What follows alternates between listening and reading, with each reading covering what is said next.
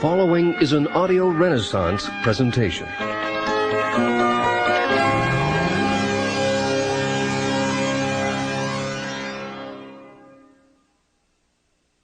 Hello, I'm Bill Hartley, President of Audio Renaissance. I'm very pleased to introduce you to this special 2-cassette edition of Napoleon Hill's classic, Think and Grow Rich, co-produced by Audio Renaissance Tapes and Cassette Productions Unlimited.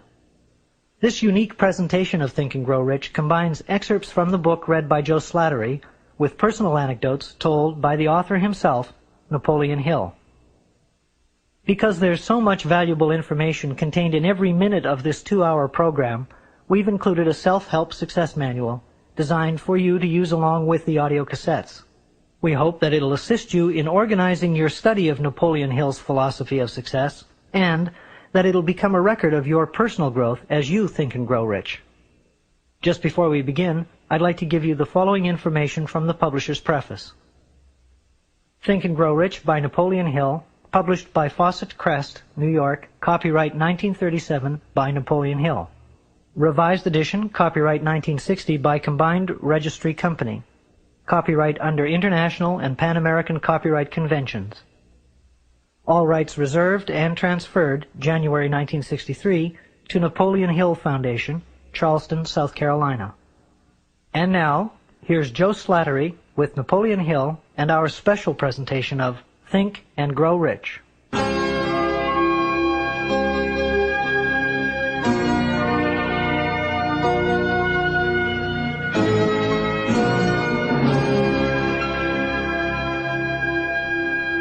Think and Grow Rich is one of the most influential books of all time in pointing the way to personal achievement, to financial independence, and to riches of the spirit beyond measurement in money. There has never been another book like it, nor ever can be. It was inspired by Andrew Carnegie, who disclosed his formula of personal achievement to the author, Napoleon Hill, many years ago.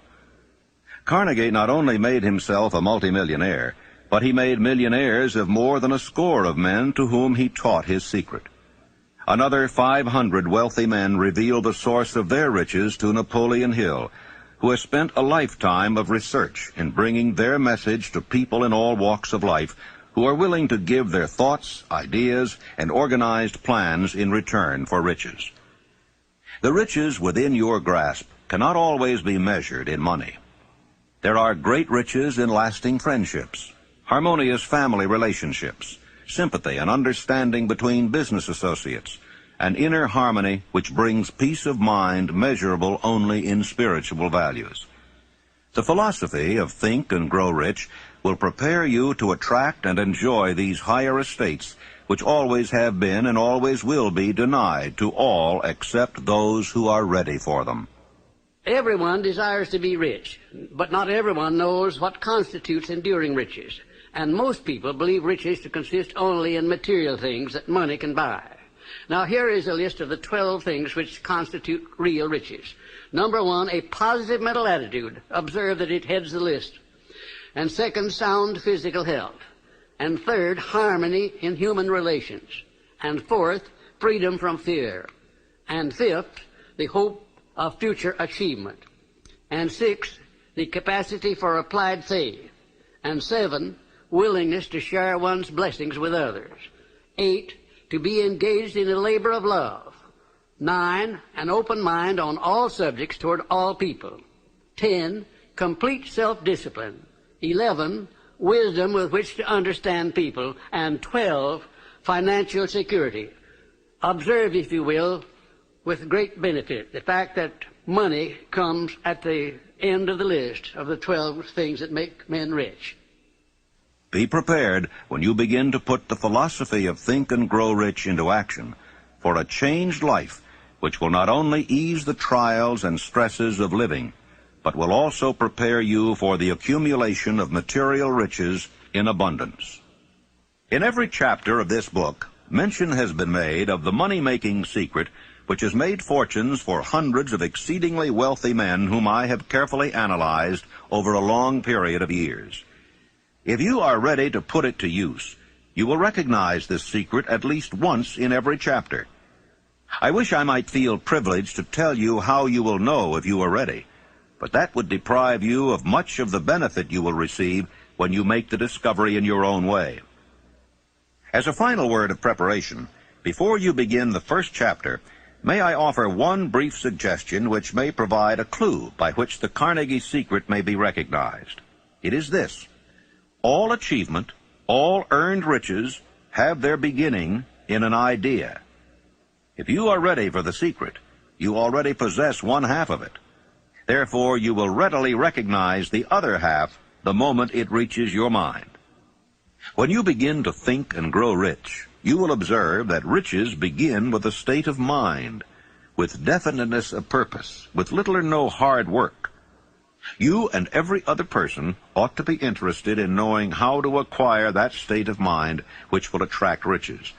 I spent 25 years in research because I, too, wanted to know how wealthy men became that way. My brother and I had matriculated at Georgetown University Law School intending to become lawyers.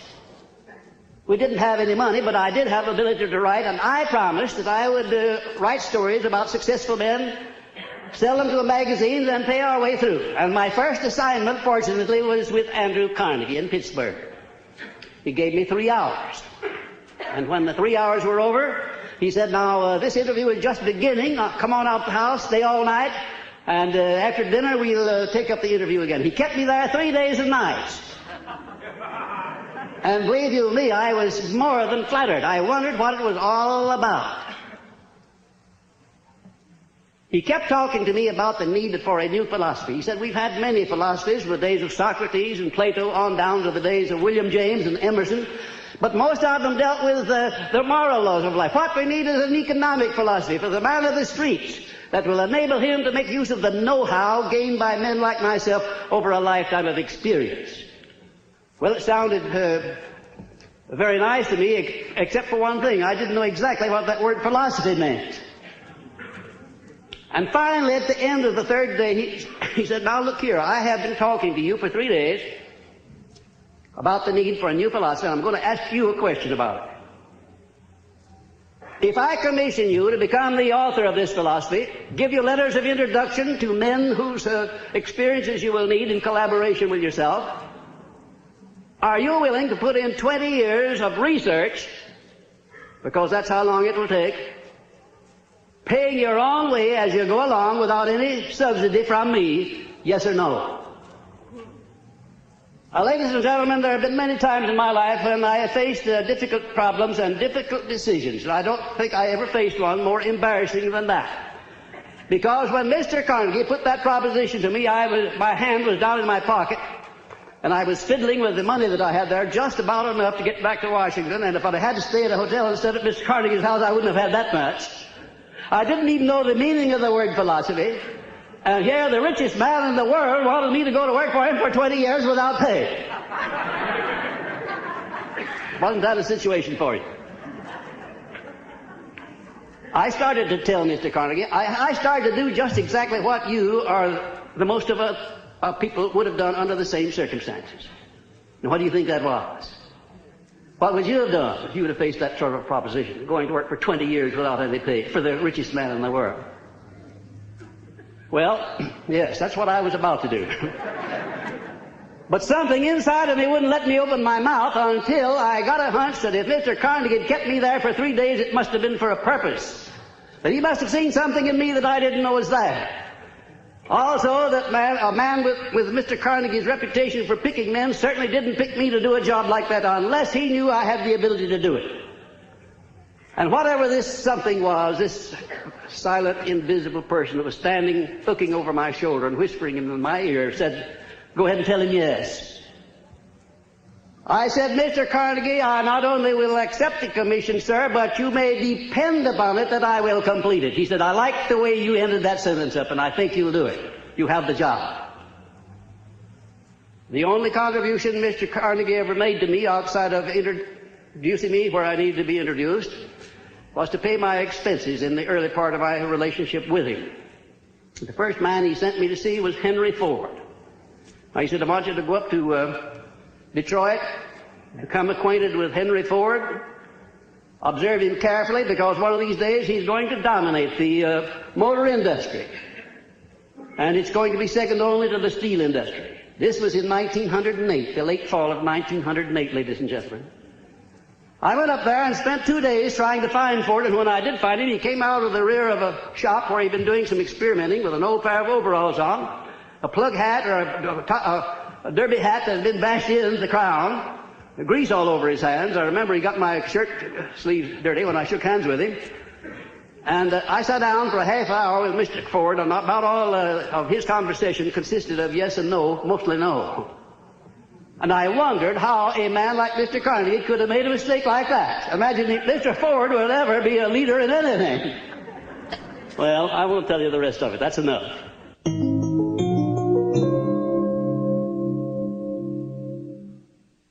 Desire. The starting point of all achievement. The first step toward riches. A long while ago, a great warrior faced a situation which made it necessary for him to make a decision which ensured his success on the battlefield. He was about to send his armies against a powerful foe, whose men outnumbered his own. He loaded his soldiers into boats, sailed to the enemy's country, unloaded soldiers and equipment, then gave the order to burn the ships that had carried them. Addressing his men before the first battle, he said, "You see the boats going up in smoke. That means that we cannot leave these shores alive unless we win.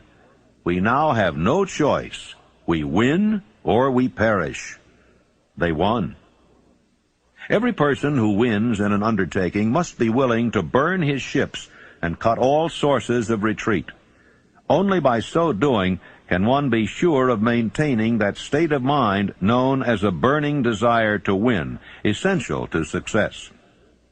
Every human being who reaches the age of understanding of the purpose of money wishes for it. Wishing will not bring riches, but desiring riches with a state of mind that becomes an obsession, then planning definite ways and means to acquire riches, and backing those plans with persistence which does not recognize failure, will bring riches. 6 ways to turn desires into gold. The method by which desire for riches can be transmuted into its financial equivalent consists of 6 definite practical steps. That is, first, fix in your mind the exact amount of money you desire. It is not sufficient merely to say, "I want plenty of money." Be definite as to the amount. There is a psychological reason for definiteness, which will be described in a subsequent chapter. Second, determine exactly what you intend to give in return for the money you desire. There is no such reality as something for nothing. Third, establish a definite date when you intend to possess the money you desire. Fourth, create a definite plan for carrying out your desire, and begin at once, whether you are ready or not, to put this plan into action. Fifth, write out a clear, concise statement of the amount of money you intend to acquire, name the time limit for its acquisition, state what you intend to give in return for the money, and describe clearly the plan through which you intend to accumulate it. Sixth, read your written statement aloud twice daily, once just before retiring at night and once after arising in the morning. As you read, see and feel and believe yourself already in possession of the money. It is important that you follow the instructions described in these 6 steps. It is especially important that you observe and follow the instructions in the 6th paragraph. You may complain that it's impossible for you to see yourself in possession of money before you actually have it. Here is where a burning desire will come to your aid. If you truly desire money so keenly that your desire is an obsession, you will have no difficulty in convincing yourself that you will acquire it. The object is to want money and to become so determined to have it that you convince yourself you will have it. Can you imagine yourself a millionaire? To the uninitiated, who has not been schooled in the working principles of the human mind, these instructions may appear impractical. It may be helpful to all who fail to recognize the soundness of the 6 steps to know that the information they convey was received from Andrew Carnegie, who began as an ordinary laborer in the steel mills, but managed, despite his humble beginning, to make these principles yield him a fortune of considerably more than $100 million. It may be a further help to know that the 6 steps here recommended were carefully scrutinized by the late Thomas A. Edison, who placed his stamp of approval upon them as being not only the steps essential for the accumulation of money, but for the attainment of any goal. The steps call for no hard labor. They call for no sacrifice. They do not require one to become ridiculous or credulous. To apply them calls for no great amount of education. But the successful application of these 6 steps does call for sufficient imagination to enable one to see and to understand that accumulation of money cannot be left to chance, good fortune, and luck. One must realize that all who have accumulated great fortunes first did a certain amount of dreaming, hoping, wishing, desiring, and planning before they acquired money. You may as well know right here that you can never have riches in great quantity unless you can work yourself into a white heat of desire for money and actually believe you will possess it. If the thing you wish to do is right and you believe in it, go ahead and do it.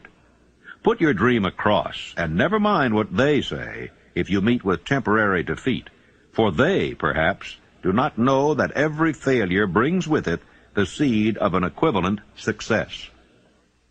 Thomas Edison dreamed of a lamp that could be operated by electricity, began where he stood to put his dream into action, and despite more than 10,000 failures, he stood by that dream until he had made it a physical reality.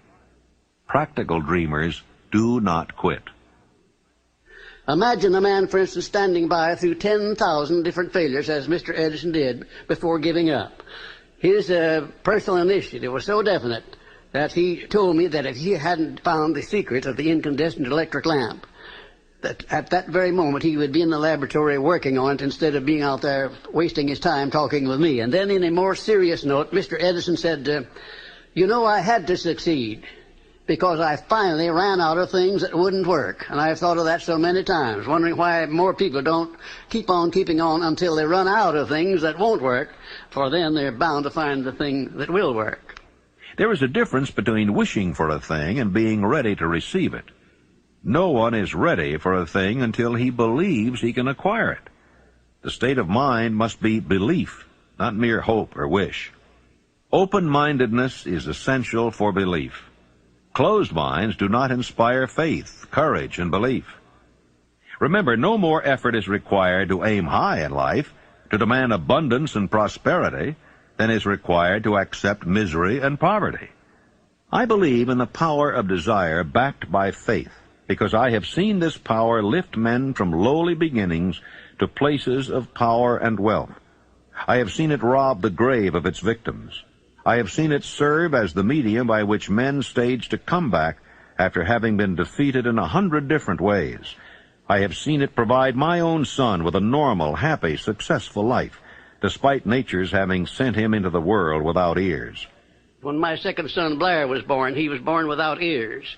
And the doctors told me that he would be a deaf-mute all of his life. I told them he would not be a deaf-mute, and that he would live to have 100% of his hearing just like other children.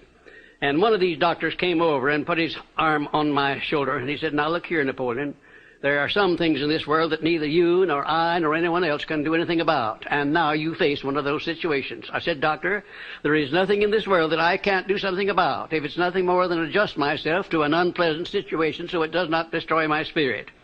I went to work on that child through prayer before I ever saw him. I worked on him continuously, almost 4 hours a day for the first 4 years of his life.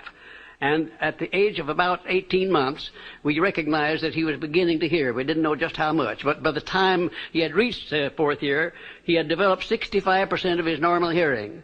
And in his 3rd year in college, in the University of West Virginia, the Acousticon Company, manufacturer of hearing aids, heard about this unusual case, the only one of its kind in the world where a child born without ears ever learned to hear.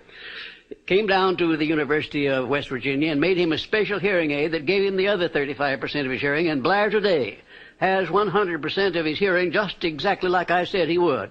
It's almost one of the modern miracles of medical science that this thing happened, and the doctors today don't know exactly how it did happen. I'm not so sure that I did, but I know what I was doing to help bring it about.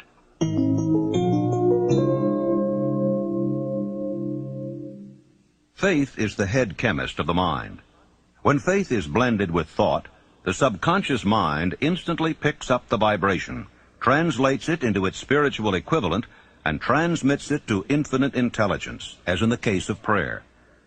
The emotions of faith, love, and sex are the most powerful of all the major positive emotions.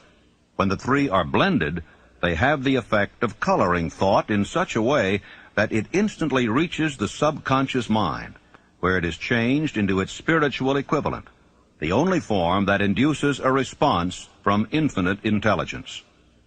How to develop faith? There comes now a statement which will give a better understanding of the importance the principle of autosuggestion assumes in the transmutation of desire into its physical or monetary equivalent. Namely, faith is a state of mind which may be induced or created by affirmation or repeated instructions to the subconscious mind through the principle of autosuggestion. Repetition of affirmation of orders to your subconscious mind is the only known method of voluntary development of the emotion of faith. No one is doomed to bad luck. There are millions of people who believe themselves doomed to poverty and failure because of some strange force over which they believe they have no control. They are the creators of their own misfortunes because of this negative belief, which is picked up by the subconscious mind and translated into its physical equivalent. In language which any normal human being can understand, we will describe all that is known about the principle through which faith may be developed where it does not already exist. Have faith in yourself, faith in the infinite. Before we begin, you should be reminded again that faith is the eternal elixir which gives life, power, and action to the impulse of thought. The foregoing sentence is worth reading a second time, and a third, and a fourth. It is worth reading aloud. Faith is the starting point of all accumulation of riches.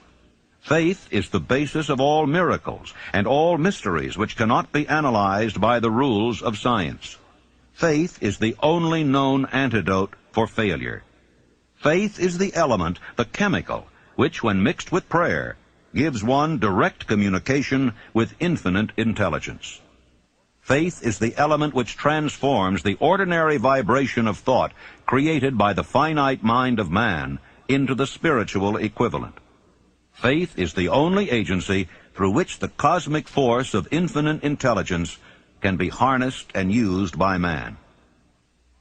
Thoughts which are mixed with any of the feelings of emotions constitute a magnetic force which attracts other similar or related thoughts.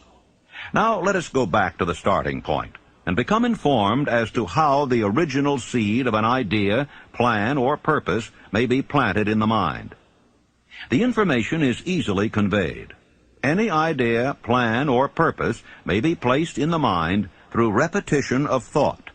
This is why you are asked to write out a statement of your major purpose or definite chief aim, commit it to memory, and repeat it in audible words day after day until these vibrations of sound have reached your subconscious mind. Resolve to throw off the influences of any unfortunate environment and to build your own life to order.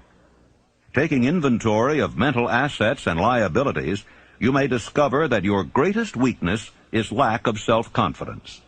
This handicap can be surmounted and timidity translated into courage through the aid of the principle of autosuggestion. The application of this principle may be made through a simple arrangement of positive thought impulses stated in writing, memorized, and repeated until they become a part of the working equipment of the subconscious faculty of your mind. Self-confidence formula. First, I know that I have the ability to achieve the object of my definite purpose in life. Therefore, I demand of myself persistent, continuous action toward its attainment, and I here and now promise to render such action.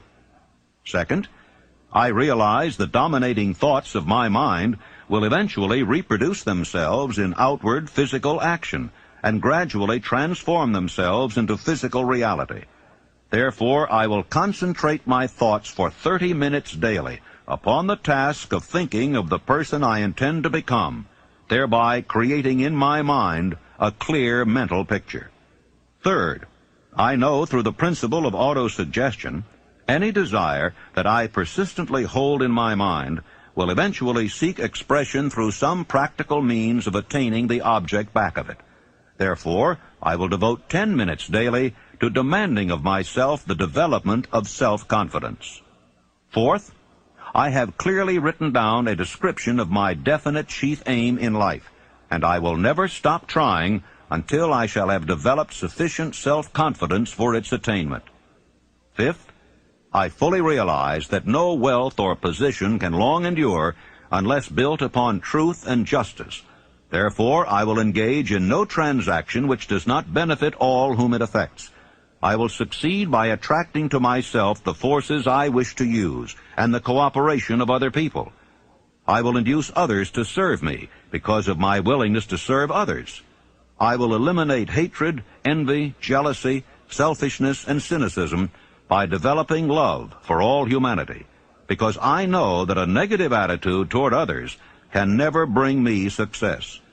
I will cause others to believe in me because I will believe in them and in myself. I will sign my name to this formula, commit it to memory, and repeat it aloud once a day, with full faith that it will gradually influence my thoughts and actions so that I will become a self-reliant and successful person. The disaster of negative thinking. The subconscious mind makes no distinction between constructive and destructive thought impulses. It works with the material we feed it, through our thought impulses. The subconscious mind will translate into reality a thought driven by fear just as readily as it will translate into reality a thought driven by courage or faith. Like the wind which carries one ship east and another west, the law of autosuggestion will lift you up or pull you down, according to the way you set your sails of thought.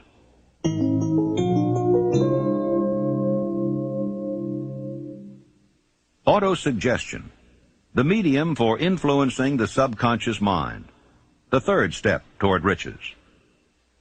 Autosuggestion is a term which applies to all suggestions and all self-administered stimuli which reach one's mind through the five senses. Stated in another way, autosuggestion is self-suggestion. It is the agency of communication between that part of the mind where conscious thought takes place, and that which serves as the seat of action for the subconscious mind. See and feel money in your hands. You were instructed in the last of the 6 steps described in the chapter on desire to read aloud twice daily the written statement of your desire for money, and to see and feel yourself in possession of the money. By following these instructions, you communicate the object of your desire directly to your subconscious mind in a spirit of absolute faith. Through repetition of this procedure, you voluntarily create thought habits which are favorable to your efforts to transmute desire into its monetary equivalent. Remember, therefore, when reading aloud the statement of your desire, through which you are endeavoring to develop a money consciousness, that the mere reading of the words is of no consequence unless you mix emotion or feeling with your words. Your subconscious mind recognizes and acts only upon thoughts which have been well mixed with emotion or feeling. Plain, unemotional words do not influence the subconscious mind. You will get no appreciable results until you learn to reach your subconscious mind with thoughts or spoken words which have been well emotionalized with belief. Do not become discouraged if you cannot control and direct your emotions the first time you try to do so. Remember, there is no such possibility as something for nothing. You cannot cheat, even if you desire to do so. The price of ability to influence your subconscious mind is everlasting persistence in applying the principles described here. You cannot develop the desired ability for a lower price. You and you alone must decide whether or not the reward for which you are striving, the money consciousness, is worth the price you must pay for it in effort. Your ability to use the principle of autosuggestion will depend very largely upon your capacity to concentrate upon a given desire until that desire becomes a burning obsession.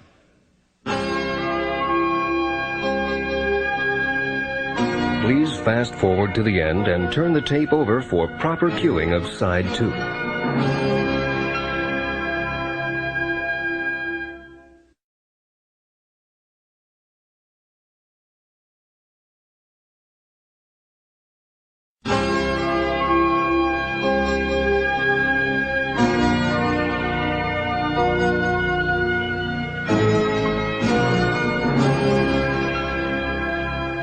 Six steps to stimulate your subconscious mind. The instructions given in connection with the 6 steps in the 2nd chapter will now be summarized and blended with the principles covered by this chapter as follows. First, go into some quiet spot, preferably in bed at night, where you will not be disturbed or interrupted. Close your eyes and repeat aloud, so you may hear your own words, the written statement of the amount of money you intend to accumulate, the time limit for its accumulation, and a description of the service or merchandise you intend to give in return for the money. As you carry out these instructions, see yourself already in possession of the money. For example, suppose that you intend to accumulate $50,000 by the 1st of January 5 years hence, that you intend to give personal services in return for the money in the capacity of a salesman. Your written statement of your purpose should be similar to the following. By the 1st day of January 19 so-and-so, I will have in my possession $50,000, which will come to me in various amounts from time to time during the interim. In return for this money, I will give the most efficient service of which I am capable, rendering the fullest possible quantity and the best possible quality of service in the capacity of salesman of, and here describe the service or merchandise you intend to sell. I believe that I will have this money in my possession. My faith is so strong that I can now see this money before my eyes. I can touch it with my hands. It is now awaiting transfer to me at the time and in the proportion that I deliver the service I intend to render in return for it. I am awaiting a plan by which to accumulate this money, and I will follow that plan when it is received. Second, repeat this program night and morning until you can see in your imagination the money you intend to accumulate.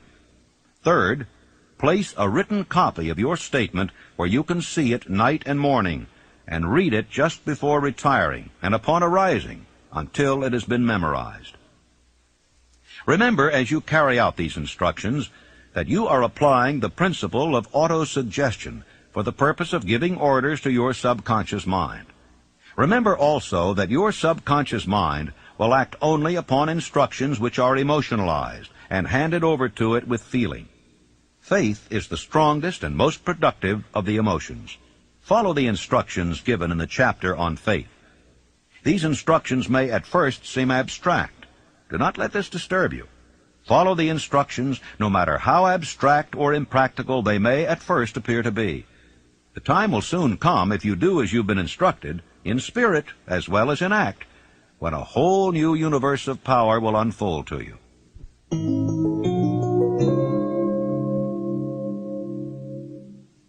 Specialized knowledge, personal experiences or observations, the 4th step toward riches.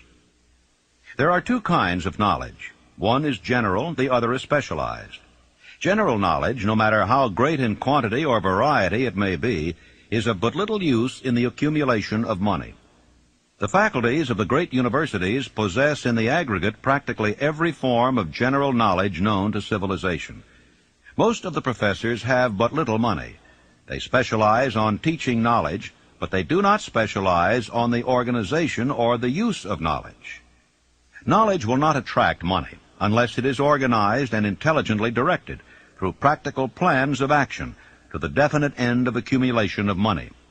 Lack of understanding of this fact has been the source of confusion to millions of people who falsely believe that knowledge is power. It is nothing of the sort. Knowledge is only potential power. It becomes power only when and if it is organized into definite plans of action and directed to a definite end. This missing link in all systems of education may be found in the failure of educational institutions to teach their students how to organize and use knowledge after they acquire it. Many people make the mistake of assuming that because Henry Ford had but little schooling, he was not a man of education. Those who make this mistake do not understand the real meaning of the word educate. That word is derived from the Latin word educo, meaning to educe, to draw out, to develop from within. An educated man is not necessarily one which has an abundance of general or specialized knowledge. An educated man is one who has so developed the faculties of his mind that he may acquire anything he wants or its equivalent without violating the rights of others. You must remember that Mr. Edison only had 3 months of schooling in his entire life. Although he chose a work that called for the application of many of the sciences, he knew nothing about any of them. Now, you may wish to ask, how in the world did he get along with only 3 months of schooling in the business of inventing, dealing with the sciences, and yet knowing nothing about any of them? I've been asked that question many times. Well, the answer is very simple. He got along by surrounding himself with men who did understand the sciences, technical men, educated men, and he used their brains just as successfully as if he had had the knowledge himself. As a matter of fact, every successful man in the upper brackets of achievement makes use of other people's knowledge and their influence and their education under the mastermind principle. Then there would be Mr. Andrew Carnegie, my sponsor. He came over to this country in the steerage, didn't have enough money to pay first-class fare on the boat. And he rose to a high position in the world by surrounding himself with men who knew more than he did, who could do the things that he wanted done. And I could name 100 others who started in low positions and rose to high positions in life by associating themselves with other people under the mastermind principle. The accumulation of great fortunes calls for power, and power is acquired through highly organized and intelligently directed specialized knowledge. But that knowledge does not necessarily have to be in the possession of the man who accumulates the fortune. The preceding paragraph should give hope and encouragement to the man with ambition to accumulate a fortune who has not possessed himself of the necessary education to supply such specialized knowledge as he may require. Men sometimes go through life suffering from inferiority complexes because they are not men of education. The man who can organize and direct a mastermind group of men who possess knowledge useful in the accumulation of money is just as much a man of education as any man in the group. Back of all ideas is specialized knowledge. Unfortunately, for those who do not find riches in abundance, specialized knowledge is more abundant and more easily acquired than ideas. Because of this very truth, there is a universal demand and an ever-increasing opportunity for the person capable of helping men and women to sell their personal services advantageously. Capability means imagination, the one quality needed to combine specialized knowledge with ideas in the form of organized plans designed to yield riches.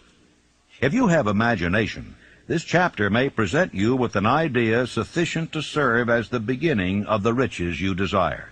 Remember, the idea is the main thing. Specialized knowledge may be found just around the corner, any corner.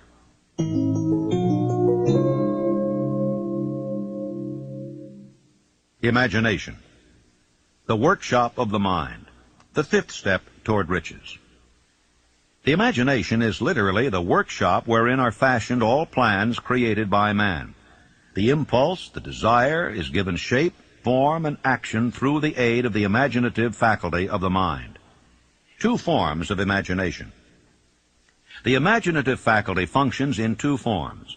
One is known as synthetic imagination, and the other as creative imagination. Synthetic imagination. Through this faculty, one may arrange old concepts, ideas, or plans into new combinations. This faculty creates nothing. It merely works with the material of experience, education, and observation with which it is fed. It is the faculty used most by the inventor, with the exception of the genius who draws upon the creative imagination when he cannot solve his problem through synthetic imagination. Creative imagination. Through the faculty of creative imagination, the finite mind of man has direct communication with infinite intelligence. It is the faculty through which hunches and inspirations are received. It is by this faculty that all basic or new ideas are handed over to man. It is through this faculty that one individual may tune in or communicate with the subconscious minds of other men. Center your attention for the time being on the development of the synthetic imagination, because this is the faculty which you will use more often in the process of converting desire into money. Transformation of the intangible impulse of desire into the tangible reality of money calls for the use of a plan or plans. These plans must be formed with the aid of the imagination, and mainly with the synthetic faculty. The laws that lead to fortune. The earth on which you live, you yourself, and every other material thing, are the result of evolutionary change through which microscopic bits of matter have been organized and arranged in an orderly fashion. Moreover, and this statement is of stupendous importance, this earth, every one of the billions of individual cells of your body, and every atom of matter, began as an intangible form of energy. Desire is thought impulse. Thought impulses are forms of energy. When you begin with a thought impulse, desire to accumulate money, you are drafting into your service the same stuff that nature used in creating this earth and every material form in the universe, including the body and brain in which the thought impulses function. If you are one of those who believe that hard work and honesty alone will bring riches, perish the thought. It is not true. Riches, when they come in huge quantities, are never the result of hard work alone. Riches come, if they come at all, in response to definite demands based upon the application of definite principles, and not by chance or luck. Generally speaking, an idea is an impulse of thought that impels action by an appeal to the imagination. All master salesmen know that ideas can be sold where merchandise cannot. Ordinary salesmen do not know this. That is why they are ordinary. There was Clarence Saunders, one of my outstanding students of Memphis, Tennessee. Clarence worked in a grocery store, delivering groceries, more or less. And he had a great amount of enthusiasm and also a keen imagination. And he was constantly trying to interest his employer in new and improved methods of merchandising. And finally, the employer became so peeved at Clarence for wasting his time with what he called foolish suggestions that he told him that if he came in with another one, he was going to fire him. Shortly thereafter, a cafeteria was opened in Memphis, Tennessee, the first cafeteria that came there. And when Clarence went out to his lunch that day, he saw a great line of people extending out onto the sidewalk, waiting to be served in the cafeteria. Out of curiosity, he got on the end of the line, and when he picked up his tray and filled it up, by the time he got down to the cashier or the checker, his imagination began to turn. And he said, what a wonderful thing this would be in our grocery business, to have a self-help grocery store so women could come in with a basket on their arm, pick up what they wanted, and pay for it at one place as they went out. It would save a lot of time, and it would save a lot of embarrassment. Well, Clarence could hardly wait until he got back to the store, and he rushed in and he said, well, boss, I have a multi-million-dollar idea, and the boss said, now, Clarence, you're fired. Clarence said, oh, no, I'm not. I resigned before I started to talk. Later on, I talked to the man who was Clarence's boss, and he said as near as he could figure, every word that he used in trying to fire Clarence had cost him $1 million. Because Clarence took his idea of self-help grocery stores to a firm who financed it under the name of Piggly Wiggly Stores, and he made $4 million during the first 4 years. An astounding illustration of what a man can do with an idea backed by the proper amount of enthusiasm.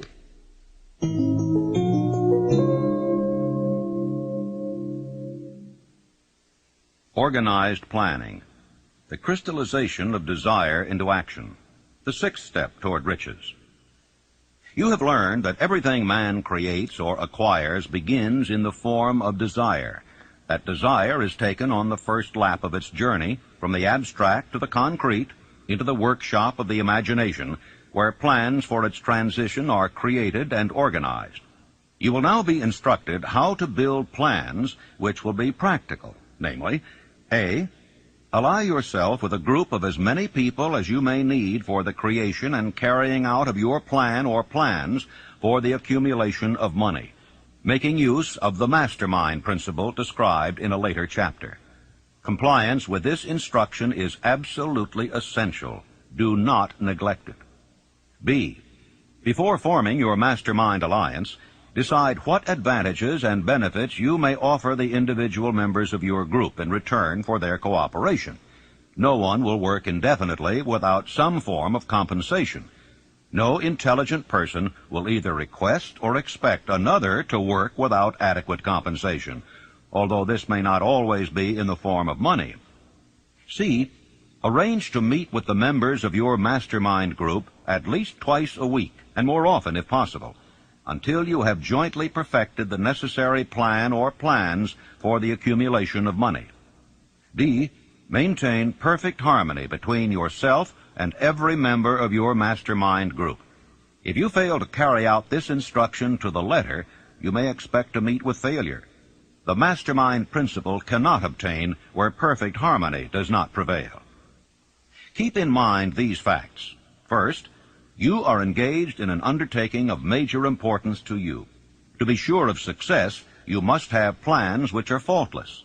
Second, you must have the advantage of the experience, education, native ability, and imagination of other minds. This is in harmony with the methods followed by every person who has accumulated a great fortune. The most intelligent man living cannot succeed in accumulating money, nor in any other undertaking, without plans which are practical and workable. Just keep this fact in mind, and remember when your plans fail that temporary defeat is not permanent failure. It may only mean that your plans have not been sound. Build other plans. Start all over again. No follower of this philosophy can reasonably expect to accumulate a fortune without experiencing temporary defeat. When defeat comes, accept it as a signal that your plans are not sound. Rebuild those plans and set sail once more toward your coveted goal. If you give up before your goal has been reached, you are a quitter. A quitter never wins, and a winner never quits. Lift this sentence out. Write it on a piece of paper in letters an inch high, and place it where you will see it every night before you go to sleep, and every morning before you go to work. Take my son Blair, for instance, who was born without any sign of ears. As a result of that adversity, he was trained to believe that it was not an adversity, that it was a blessing, because it would cause people to recognize his condition, and they'd go out of their way to be kind to him, and that's exactly the way it turned out. I have often said that my son Blair has made it possible to get through life with less resistance than his other two brothers who have all of their faculties. Adversity. I think I can tell you, had it not been for the many adversities which I experienced in the early part of my work with Andrew Carnegie, I never would have completed the science of personal achievement. I had adversity after adversity, but I learned to transmute those adversities into something constructive and to come up with something that would take the place of an adversity. Every time I failed, I said, well, this is just another opportunity that I have to prove that my philosophy can take care of the situation of failure. I learned to transmute all failures into successes. I also learned the difference between temporary defeat and failure. Most people accept defeat as permanent failure. Defeat is never failure. No circumstance is ever failure until it is accepted by the individual as such. And that's one of the greatest things that I learned about this principle of profiting by adversity. When you begin to select members for your mastermind group, endeavor to select those who do not take defeat seriously. Some people foolishly believe that only money can make money. This is not true. Desire, transmuted into its monetary equivalent through the principles laid down here, is the agency through which money is made. Money of itself is nothing but inert matter. It cannot move, think, or talk, but it can hear when a man who desires it calls it to come. Planning the sale of personal services. Intelligent planning is essential for success in any undertaking designed to accumulate riches. Here will be found detailed instructions to those who must begin the accumulation of riches by selling personal services. It should be encouraging to know that practically all the great fortunes began in the form of compensation for personal services, or from the sale of ideas. What else except ideas and personal services would one not possessed of property have to give in return for riches? The major attributes of leadership. The following are important factors of leadership. 1. Unwavering courage based upon knowledge of self and of one's occupation. No follower wishes to be dominated by a leader who lacks self-confidence and courage. No intelligent follower will be dominated by such a leader very long. 2. Self-control. The man who cannot control himself can never control others. Self-control sets a mighty example for one's followers, which the more intelligent will emulate. 3. A keen sense of justice. Without a sense of fairness and justice, no leader can command and retain the respect of his followers. 4. Definiteness of decision. The man who wavers in his decisions shows that he is not sure of himself, cannot lead others successfully. 5. Definiteness of plans. The successful leader must plan his work and work his plan. A leader who moves by guesswork without practical, definite plans is comparable to a ship without a rudder. Sooner or later he will land on the rocks. 6. The habit of doing more than paid for. One of the penalties of leadership is the necessity of willingness upon the part of the leader to do more than he requires of his followers. 7. A pleasing personality. No slovenly, careless person can become a successful leader. Leadership calls for respect. Followers will not respect a leader who does not grade high on all of the factors of a pleasing personality. 8. Sympathy and understanding. The successful leader must be in sympathy with his followers. Moreover, he must understand them and their problems. 9. Mastery of detail. Successful leadership calls for mastery of the details of the leader's position. 10. Willingness to assume full responsibility. The successful leader must be willing to assume responsibility for the mistakes and the shortcomings of his followers. If he tries to shift this responsibility, he will not remain the leader. If one of his followers makes a mistake and shows himself incompetent, the leader must consider that it is he who failed. 11. Cooperation. The successful leader must understand and apply the principles of cooperative effort and be able to induce his followers to do the same. Leadership calls for power, and power calls for cooperation. How to get the exact position you desire. Everyone enjoys doing the kind of work for which he is best suited. An artist loves to work with paints, a craftsman with his hands, a writer loves to write. Those with less definite talents have their preferences for certain fields of business and industry. If America does anything well, it offers a full range of occupations: tilling the soil, manufacturing, marketing, and the professions. First, decide exactly what kind of job you want. If the job doesn't already exist, perhaps you can create it. Second, choose the company or individual for whom you wish to work. Third, study your prospective employer as to policies, personnels, chances of advancement. Fourth, by analysis of yourself and your talents and capabilities, figure what you can offer and plan ways and means of giving advantages, services, developments, ideas that you believe you can successfully deliver. Fifth, forget about a job. Forget whether or not there is an opening. Forget the usual routine of, have you got a job for me? Concentrate on what you can give. Sixth, once you have your plan in mind, arrange with an experienced writer to put it on paper in neat form and in full detail. Seventh, present it to the proper person with authority, and he will do the rest. Every company is looking for men who can give something of value, whether it be ideas, services, or connections. Every company has room for the man who has a definite plan of action which is to the advantage of that company. This line of procedure may take a few days or weeks of extra time, but the difference in income, in advancement, and in gaining recognition will save years of hard work at small pay. It has many advantages, the main one being that it will often save from 1 to 5 years of time in reaching a chosen goal. Every person who starts or gets in halfway up the ladder does so by deliberate and careful planning. For instance, back in the early days when I wanted to get a job from a certain firm while I was going to high school, here's the way I went about it. I wrote an application stating my qualifications and my desire for the job. The answer came back, no, too sorry, no position open. Next, I sent a telegram.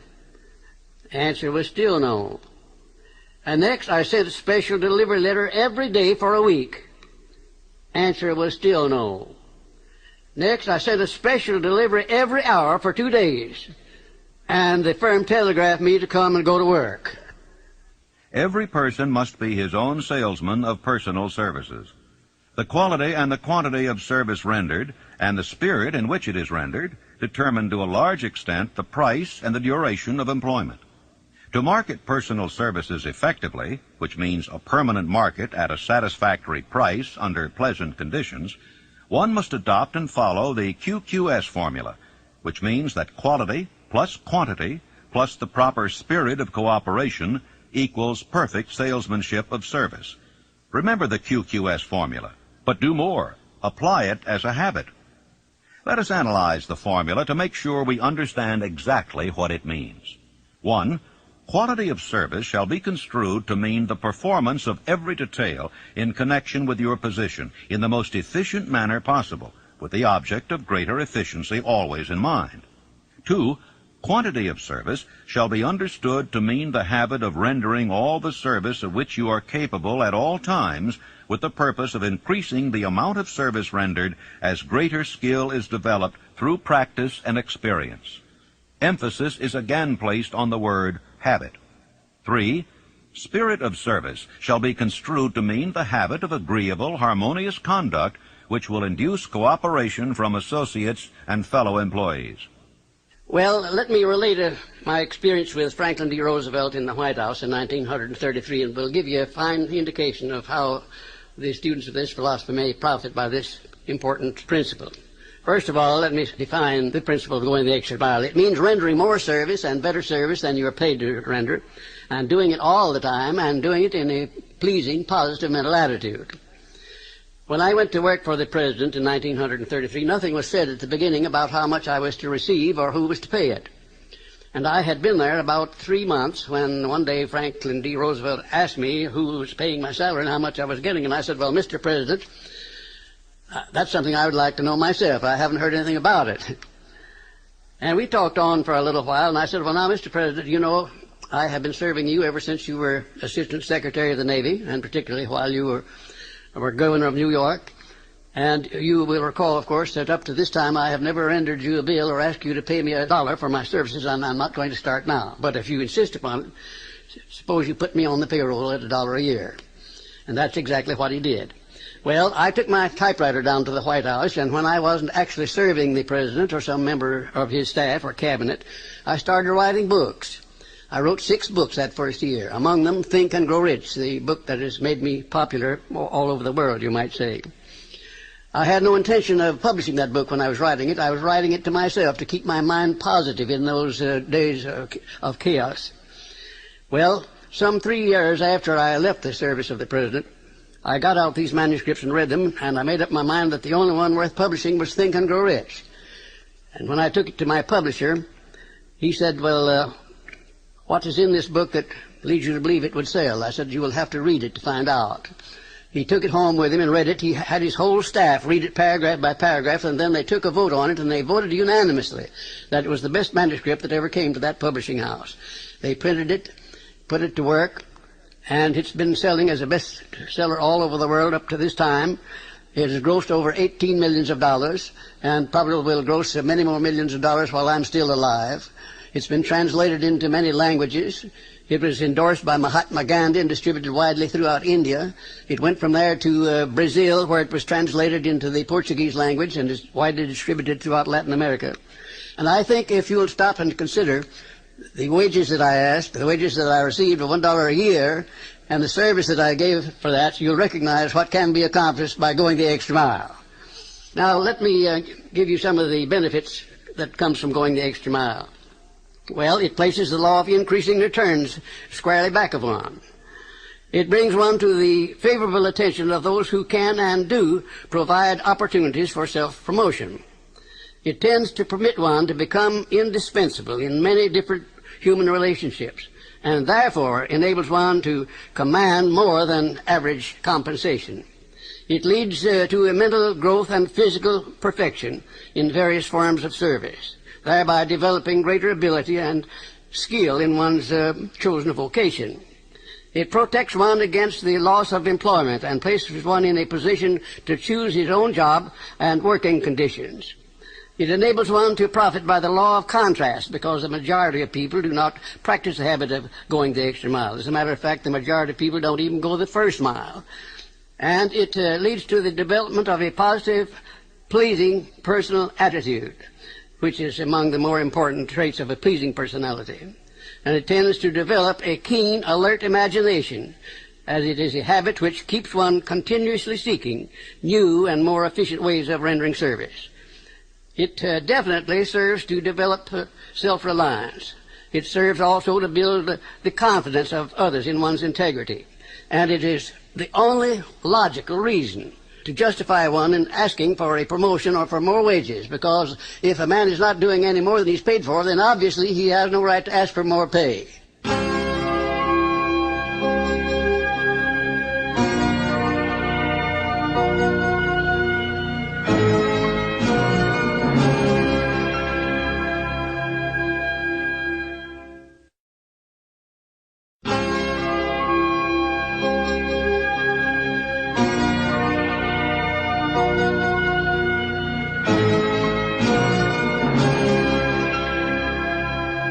Do you know your own worth?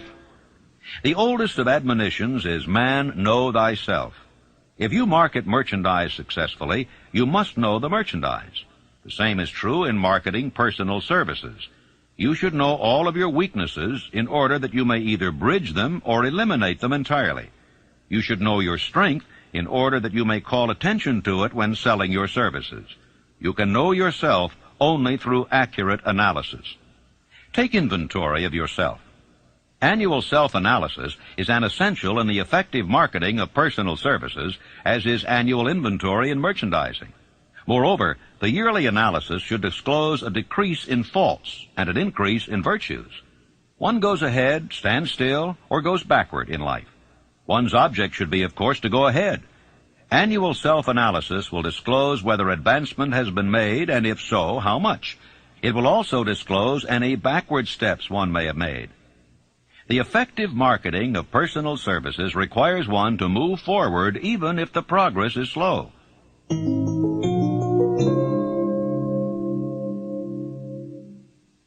Decision. The mastery of procrastination. The seventh step toward riches.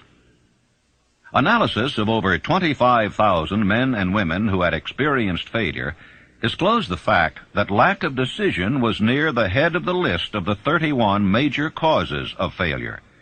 Procrastination, the opposite of decision, is a common enemy which practically every man must conquer.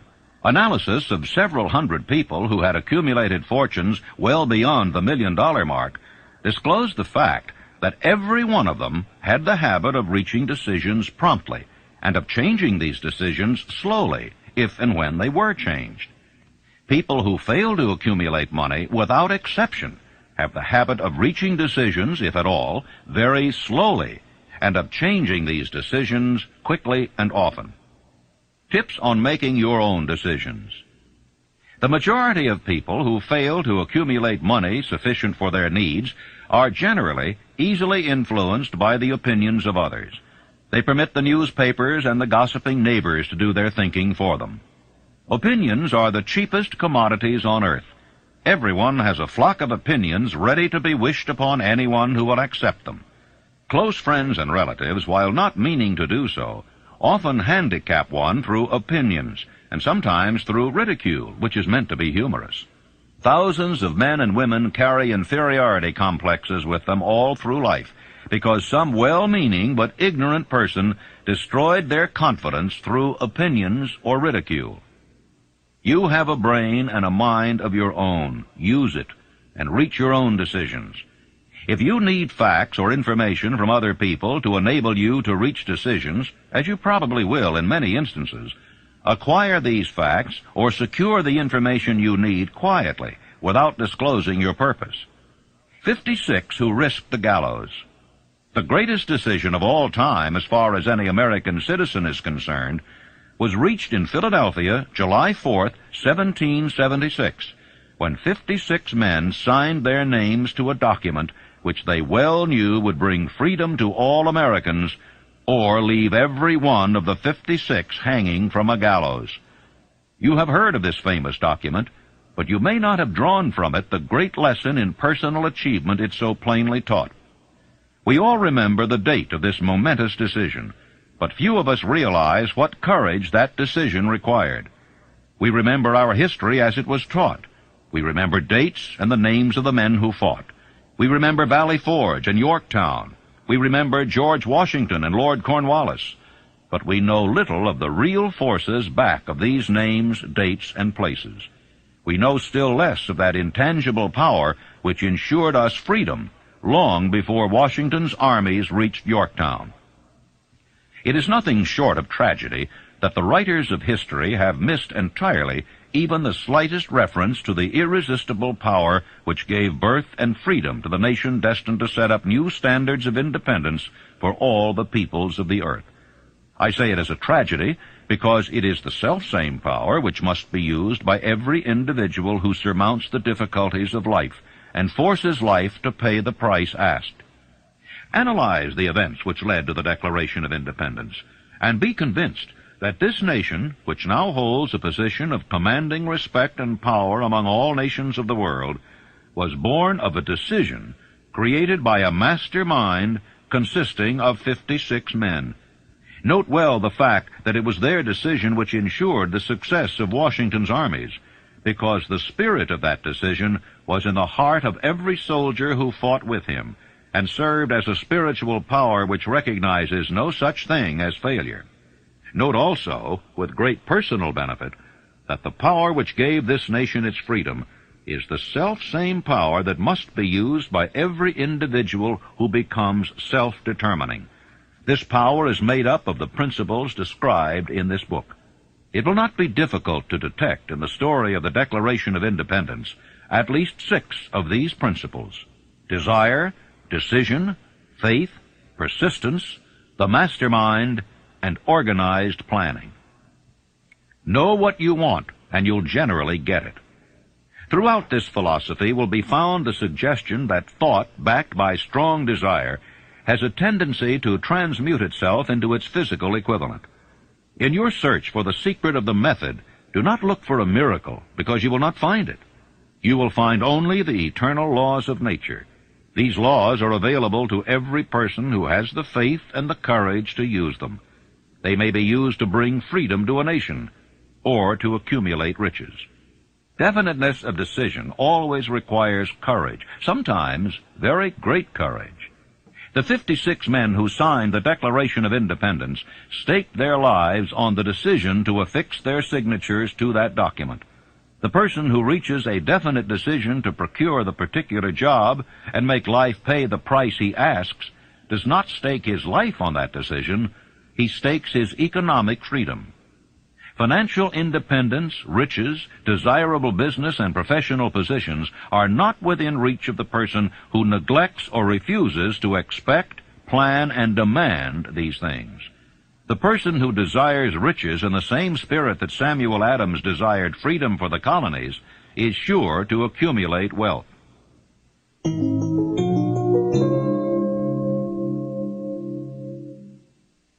Persistence, the sustained effort necessary to induce faith.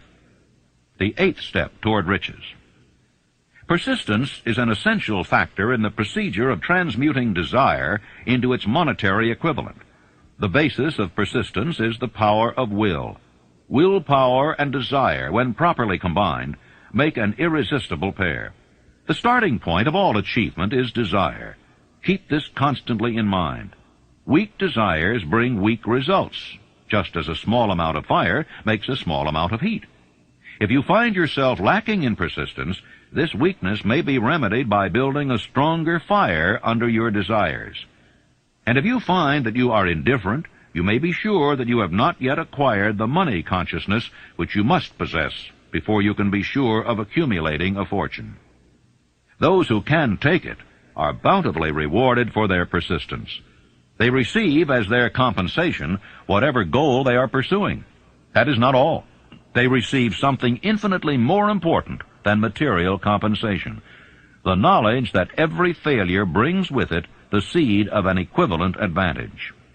You can train yourself to be persistent. Persistence is a state of mind. Therefore, it can be cultivated. Like all states of mind, persistence is based upon definite causes. Among them, these. A. Definiteness of purpose. Knowing what one wants is the first and perhaps the most important step toward the development of persistence. A strong motive forces one to surmount many difficulties. B. Desire. It is comparatively easy to acquire and to maintain persistence in pursuing the object of intense desire. C. Self-reliance. Belief in one's ability to carry out a plan encourages one to follow the plan through with persistence. Self-reliance can be developed through the principle described in the chapter on autosuggestion. D. Definiteness of plans. Organized plans, even though they may be weak and entirely impractical, encourage persistence. E. Accurate knowledge. Knowing that one's plans are sound, based upon experience or observation, encourages persistence. Guessing instead of knowing destroys persistence. F. Cooperation. Sympathy, understanding, and harmonious cooperation with others tend to develop persistence. G. Willpower. The habit of concentrating one's thoughts upon the building of plans for the attainment of a definite purpose leads to persistence. H. Habit. Persistence is the direct result of habit. The mind absorbs and becomes a part of the daily experiences upon which it feeds. Fear, the worst of all enemies, can be effectively cured by forced repetition of acts of courage. Everyone who has seen active service in war knows this. Take your own persistence inventory. Before leaving the subject of persistence, take inventory of yourself and determine in what particular, if any, you are lacking in this essential quality. Measure yourself courageously, point by point, and see how many of the 8 factors of persistence you lack. The analysis may lead to discoveries that will give you a new grip on yourself. If you fear criticism, let us examine some of the symptoms of the fear of criticism. The majority of people permit relatives, friends, and the public at large to so influence them that they cannot live their own lives because they fear criticism. Huge numbers of people make mistakes in marriage, stand by the bargain, and go through life miserable and unhappy because they fear criticism, which may follow if they correct the mistake. Anyone who has submitted to this form of fear knows the irreparable damage it does by destroying one's ambition and the desire to achieve. Millions of people neglect to acquire belated educations after having left school because they fear criticism. Countless numbers of men and women, both young and old, permit relatives to wreck their lives in the name of duty because they fear criticism. Duty does not require any person to submit to the destruction of his personal ambitions and the right to live his own life in his own way. People refuse to take chances in business because they fear the criticism which may follow if they fail. The fear of criticism in such cases is stronger than the desire for success. How to develop persistence? There are 4 simple steps which lead to the habit of persistence. They call for no great amount of intelligence, no particular amount of education, and but little time or effort. The necessary steps are: 1. A definite purpose backed by burning desire for its fulfillment. 2. A definite plan expressed in continuous action. 3. A mind closed tightly against all negative and discouraging influences, including negative suggestions of relatives, friends, and acquaintances. 4. A friendly alliance with one or more persons who will encourage one to follow through with both plan and purpose. These 4 steps are essential for success in all walks of life. The entire purpose of the 13 principles of this philosophy is to enable one to take these 4 steps as a matter of habit. These are the steps by which one may control one's economic destiny. They are the steps that lead to freedom and independence of thought. They are the steps that lead to riches in small or great quantities. They lead the way to power, fame, and worldly recognition. They are the 4 steps which guarantee favorable breaks. They are the steps that convert dreams into physical realities. They lead also to the mastery of fear, discouragement, and indifference. There is a magnificent reward for all who learn to take these 4 steps. It is the privilege of writing one's own ticket and of making life yield whatever price is asked.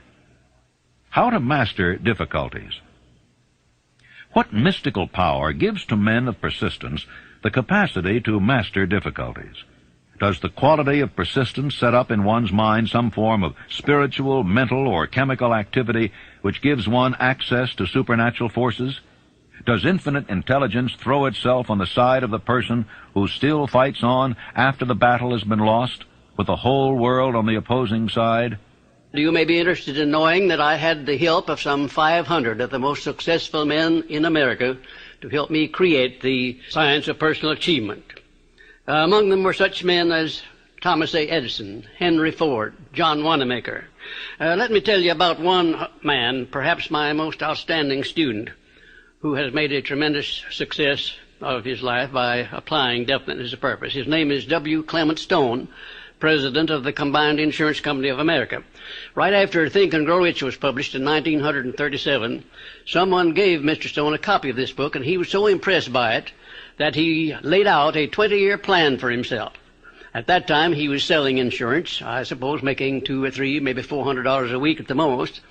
Now, his plan called for him to own a company of his own within 20 years, and for him to be president of it, and his personal fortune to be not less than $10 million. Well, long before the 20 years were up, he was the president and majority owner of 4 large insurance companies. His personal fortune was over $35 million, and today it is estimated that his fortune is over $100 million. And he attributes his success entirely to the application of the famous Andrew Carnegie philosophy, and particularly to the application of definiteness of purpose. His 2,000 salesmen are known to be the most successful men in the insurance field, and every one of those 2,000 men has been taught to use the science of personal achievement and to emphasize the principle of definiteness of purpose.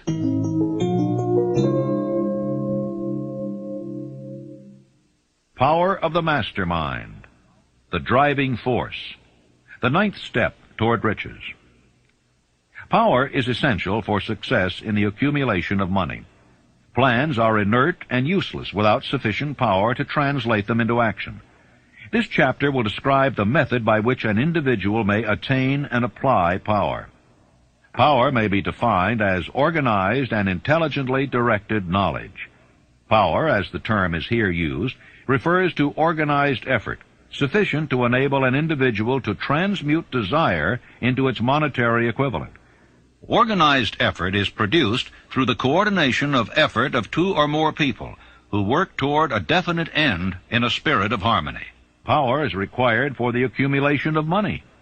Power is necessary for the retention of money after it has been accumulated. Let us ascertain how power may be acquired. If power is organized knowledge, let us examine the sources of knowledge. A. Infinite intelligence. This source of knowledge may be contacted through the procedure described in another chapter with the aid of creative imagination. B. Accumulated experience. The accumulated experience of man, or that portion of it which has been organized and recorded, may be found in any well-equipped public library.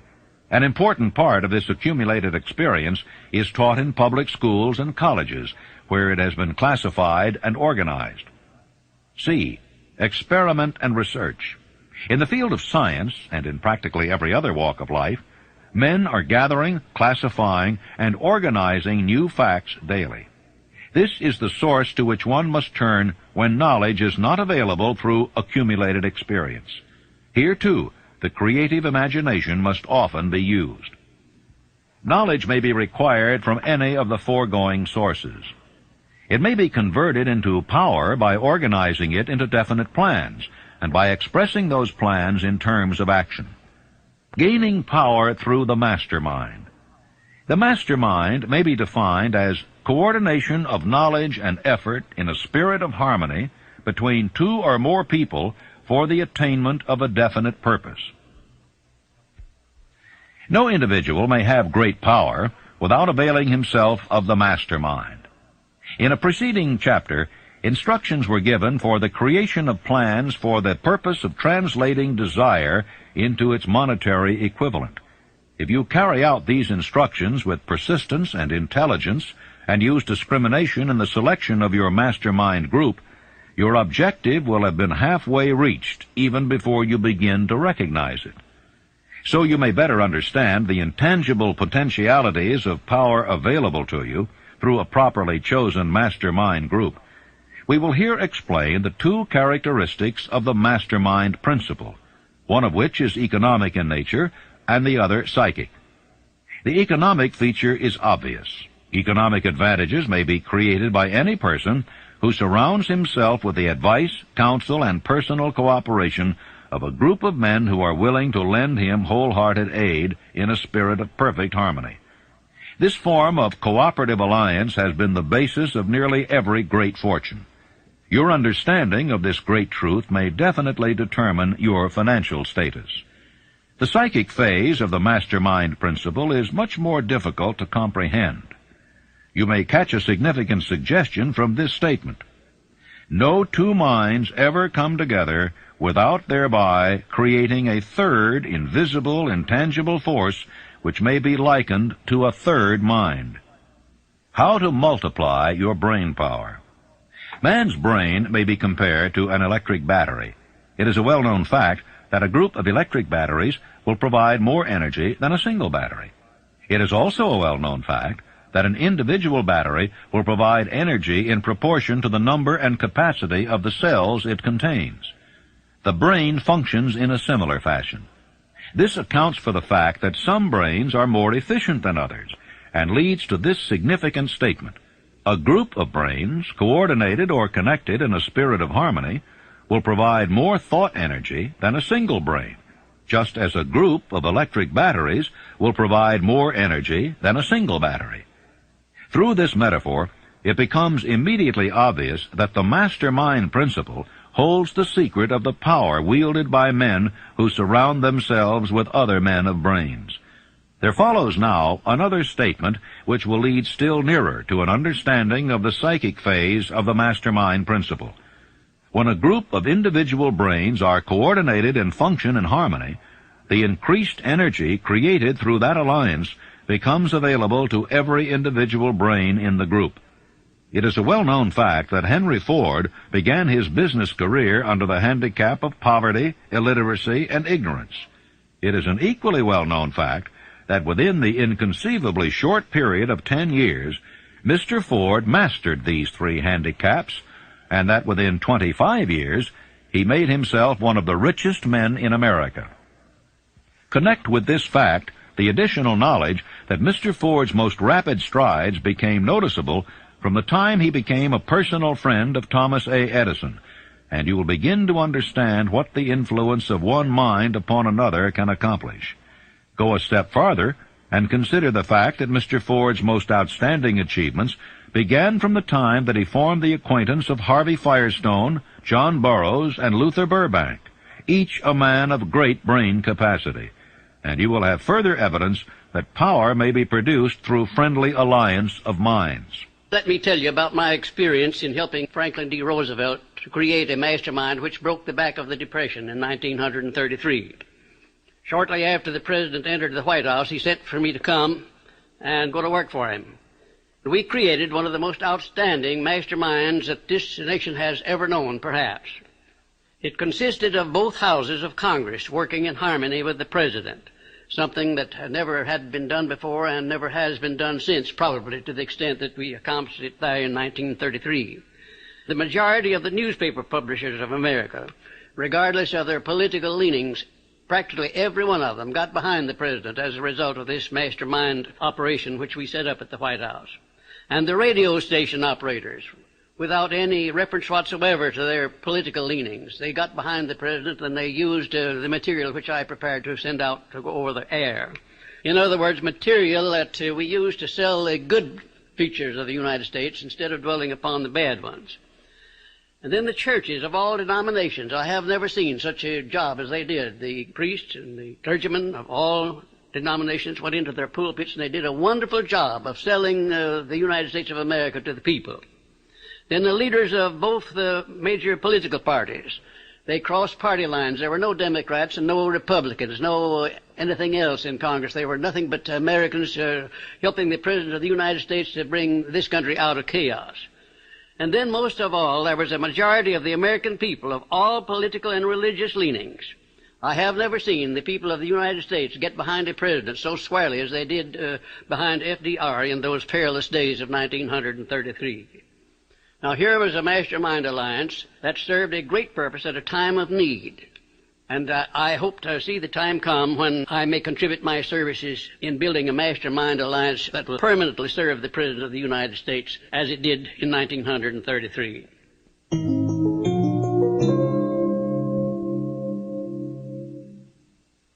The mystery of sex transmutation, the 10th step toward riches. The meaning of the word transmute is, in simple language, the changing or transferring of one element or form of energy into another. The 10 stimuli of the mind. The human mind responds to stimuli through which it may be keyed up to high rates of vibration, known as enthusiasm, creative imagination, intense desire, and so on. The stimuli to which the mind responds most freely are 1. The desire for sex expression. 2. Love. 3. A burning desire for fame, power, or financial gain, money. 4. Music. 5. Friendship between either those of the same sex or those of the opposite sex. 6. A mastermind alliance based upon the harmony of 2 or more people who ally themselves for spiritual or temporal advancement. 7. Mutual suffering, such as that experienced by people who are persecuted. 8. Autosuggestion. 9. Fear. 10. Narcotics and alcohol. The desire for sex expression comes at the head of the list of stimuli, which most effectively step up the mind and start the wheels of physical action. 8 of these stimuli are natural and constructive. 2 are destructive. When brain action has been stimulated through 1 or more of the 10 mind stimulants, it has the effect of lifting the individual far above the horizon of ordinary thought, and permits him to envision distance, scope, and quality of thoughts not available on the lower plane, such as that occupied while one is engaged in the solution of the problems of business and professional routine.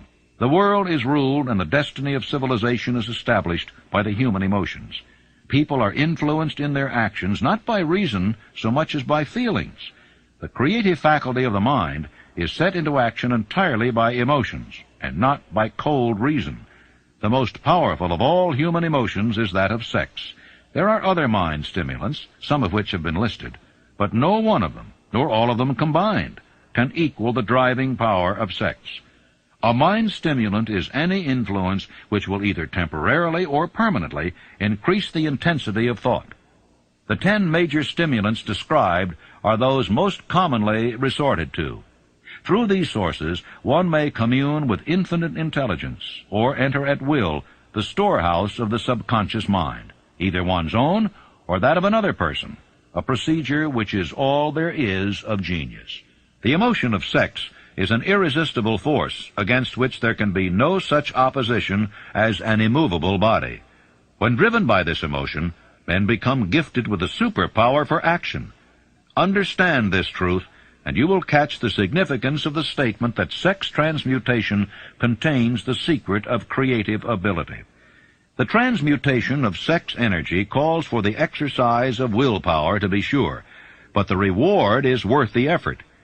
The desire for sexual expression is inborn and natural. The desire cannot and should not be submerged or eliminated, but it should be given an outlet through forms of expression which enrich the body, mind, and spirit of man. Sex alone is a mighty urge to action, but its forces are like a cyclone. They are often uncontrollable. When the emotion of love begins to mix itself with the emotion of sex, the result is calmness of purpose, poise, accuracy of judgment, and balance. Love is, without question, life's greatest experience. It brings one into communion with infinite intelligence. When mixed with the emotions of romance and sex, it may lead one far up the ladder of creative effort. The emotions of love, sex, and romance are sides of the eternal triangle of achievement-building genius. Love is an emotion with many sides, shades, and colors. But the most intense and burning of all kinds of love is that experienced in the blending of the emotions of love and sex. When the emotion of romance is added to those of love and sex, the obstructions between the finite mind of man and infinite intelligence are removed. Then a genius has been born.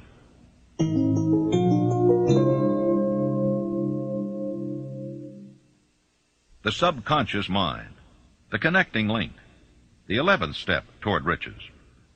The subconscious mind consists of a field of consciousness in which every impulse of thought that reaches the conscious mind through any of the 5 senses is classified and recorded, and from which thoughts may be recalled or withdrawn as letters may be taken from a filing cabinet. It receives and files sense impressions or thoughts regardless of their nature. You may voluntarily plant in your subconscious mind any plan, thought, or purpose which you desire to translate into its physical or monetary equivalent. The subconscious acts first on the dominating desires which have been mixed with emotional feelings, such as faith. You cannot entirely control your subconscious mind, but you can voluntarily hand over to it any plan, desire, or purpose which you wish transformed into concrete form. After you have accepted as a reality the existence of the subconscious mind and understand its possibilities as a medium for transmuting your desires into their physical or monetary equivalent, you will comprehend the full significance of the instructions given in the chapter on desire. You will also understand why you have been repeatedly admonished to make your desires clear and to reduce them to writing. You will also understand the necessity of persistence in carrying out instructions. The 13 principles are the stimuli with which you acquire the ability to reach and to influence your subconscious mind. Do not become discouraged if you cannot do this upon the first attempt. Remember that the subconscious mind may be voluntarily directed only through habit under the directions given in the chapter on faith. You have not yet had time to master faith. Be patient. Be persistent.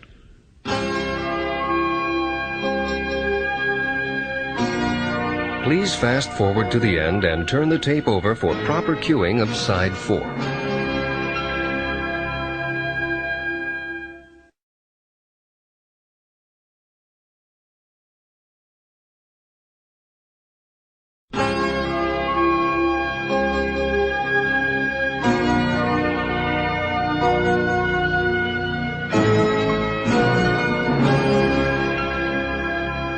All thought impulses intended for transmutation into their physical equivalent, voluntarily planted in the subconscious mind, must pass through the imagination and be mixed with faith. The mixing of faith with a plan or purpose intended for submission to the subconscious mind may be done only through the imagination. From these statements, you will readily observe that voluntary use of the subconscious mind calls for coordination and application of all the principles. You are preparing yourself to influence and control the inner audience of your subconscious mind in order to hand over to it the desire for money, which you wish transmuted into its monetary equivalent. It is essential, therefore, that you understand the method of approach to this inner audience. You must speak its language, or it will not heed your call. It understands best the language of emotion or feeling. Let us therefore describe here the 7 major positive emotions and the 7 major negative emotions, so that you may draw upon the positives and avoid the negatives when giving instructions to your subconscious mind. The 7 major positive emotions. The emotion of desire. the emotion of faith, the emotion of love, the emotion of sex, the emotion of enthusiasm, the emotion of romance, the emotion of hope. There are other positive emotions, but these are the 7 most powerful and the ones most commonly used in creative effort.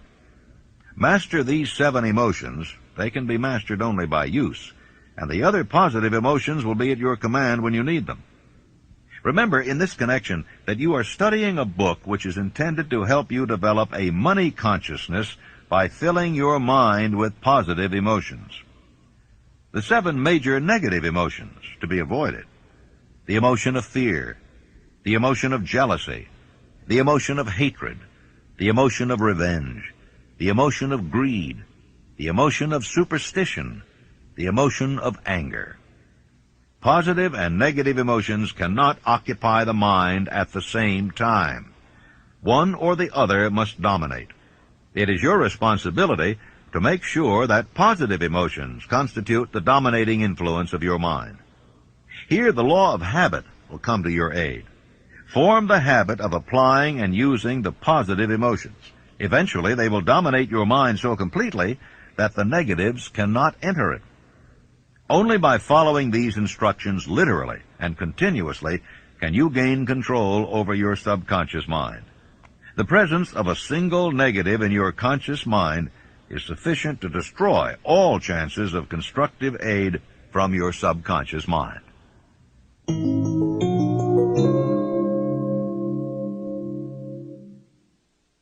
The brain, a broadcasting and receiving station for thought, the 12th step toward riches. More than 40 years ago, the author, working in conjunction with the late Dr. Alexander Graham Bell and Dr. Elmer R. Gates, observed that every human brain is both a broadcasting and receiving station for the vibration of thought. The subconscious mind is the sending station of the brain, through which vibrations of thought are broadcast. The creative imagination is the receiving set, through which the energies of thought are picked up. Along with the important factors of the subconscious mind and the faculty of the creative imagination, which constitute the sending and receiving sets of your mental broadcasting machinery, consider now the principle of autosuggestion, which is the medium by which you may put into operation your broadcasting station. Through the instructions described in the chapter on autosuggestion, you were definitely informed of the method by which desire may be transmuted into its monetary equivalent. Operation of your mental broadcasting station is a comparatively simple procedure. You have but 3 principles to bear in mind and to apply when you wish to use your broadcasting station: the subconscious mind, creative imagination, and autosuggestion. The stimuli through which you put these 3 principles into action have been described, and the procedure begins with desire. The greatest forces are intangible. Through the ages which have passed, man has depended too much upon his physical senses, and has limited his knowledge to physical things, which he could see, touch, weigh, and measure. We are now entering the most marvelous of all ages, an age which will teach us something of the intangible forces of the world about us. Perhaps we shall learn, as we pass through this age, that the other self is more powerful than the physical self we see when we look into a mirror. Sometimes men speak lightly of the intangibles, the things which they cannot perceive through any of their 5 senses, and when we hear them, it should remind us that all of us are controlled by forces which are unseen and intangible. The whole of mankind has not the power to cope with nor to control the intangible force wrapped up in the rolling waves of the ocean. Man has not the capacity to understand the intangible force of gravity, which keeps this little earth suspended in space, and keeps man from falling from it, much less the power to control that force. Man is entirely subservient to the intangible force which comes with a thunderstorm, and he is just as helpless in the presence of the intangible force of electricity. Nor is this by any means the end of man's ignorance in connection with things unseen and intangible. He does not understand the intangible force and intelligence wrapped up in the soil of the earth, the force which provides him with every morsel of food he eats, every article of clothing he wears, every dollar he carries in his pockets. The power of thought is the only thing over which you have complete, unchallenged, and unchallengeable control. Controlled by power of will. In giving human beings control over but one thing, the Creator must have chosen the most important of all things.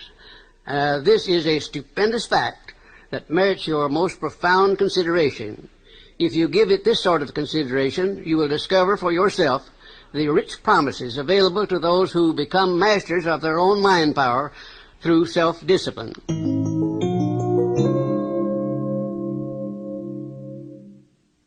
The sixth sense, the door to the temple of wisdom, the 13th step toward riches. The 13th principle is known as the sixth sense, through which infinite intelligence may and will communicate voluntarily without any effort from or demands by the individual. This principle is the apex of the philosophy. It can be assimilated, understood, and applied only by first mastering the other 12 principles. The sixth sense is that portion of the subconscious mind which has been referred to as the creative imagination. It has also been referred to as the receiving set, through which ideas, plans, and thoughts flash into the mind. The flashes are sometimes called hunches or inspiration. The sixth sense defies description. It cannot be described to a person who has not mastered the other principles of this philosophy, because such a person has no knowledge and no experience with which the sixth sense may be compared. Miracles of the sixth sense. The author is not a believer in, nor the advocate of miracles, for the reason that he has enough knowledge of nature to understand that nature never deviates from her established laws. Some of her laws are so incomprehensible that they produce what appear to be miracles. The sixth sense comes as near to being a miracle as anything I have ever experienced. This much the author does know, that there is a power or a first cause or an intelligence which permeates every atom of matter and embraces every unit of energy perceptible to man, that this infinite intelligence converts acorns into oak trees, causes water to flow downhill in response to the law of gravity, follows night with day and winter with summer, each maintaining its proper place and relationship to the other. This intelligence may, through the principles of this philosophy, be induced to aid in transmuting desires into concrete or material form. The author has this knowledge because he has experimented with it and has experienced it. Step by step through the preceding chapters, you have been led to this, the last principle. If you have mastered each of the preceding principles, you are now prepared to accept, without being skeptical, the stupendous claims made here. If you have not mastered the other principles, you must do so before you may determine definitely whether or not the claims made in this chapter are fact or fiction. Long before I had ever written a line for publication or endeavored to deliver a speech in public, I followed the habit of reshaping my own character by trying to imitate the 9 men whose lives and works had been most impressive to me. These 9 men were Emerson, Paine, Edison, Darwin, Lincoln, Burbank, Napoleon, Ford, and Carnegie. Every night, over a long period of years, I held an imaginary council meeting with this group whom I called my invisible counselors. I had a very definite purpose in indulging my imagination through these nightly meetings. My purpose was to rebuild my own character so it would represent a composite of the characters of my imaginary counselors.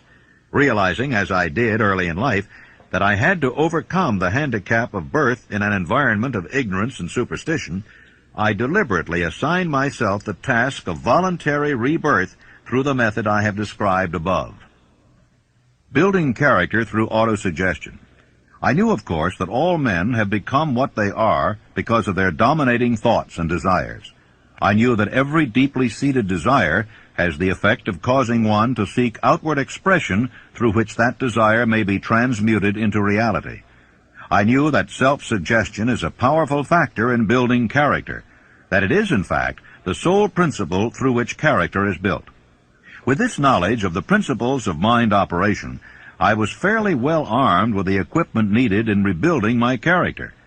In these imaginary council meetings, I called on my cabinet members for the knowledge I wished each to contribute. My method of addressing the members of the imaginary cabinet would vary according to the traits of character in which I was, for the moment, most interested in acquiring. I studied the records of their lives with painstaking care.